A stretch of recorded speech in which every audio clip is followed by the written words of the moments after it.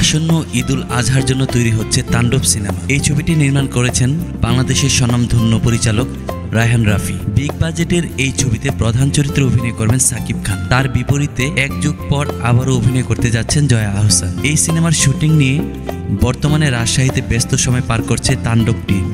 সেটের বেশ কিছু দৃশ্য এরই মধ্যে সোশ্যাল মিডিয়ায় ফাঁস হয়েছে, যেখানে এই শহরের বিভিন্ন লোকেশনগুলোতে দেখা গেছে ঢাকাই সিনেমার তারকা সাকিব খানের সঙ্গে অভিনেত্রী সাবিলা নূরকে। এবার তাণ্ডব সিনেমার শুটিংয়ে অংশ নিতে সেখানে উপস্থিত হয়েছেন জয়া আহসান। সেখানে টানা কিছুদিন শুটিং করবেন তিনি।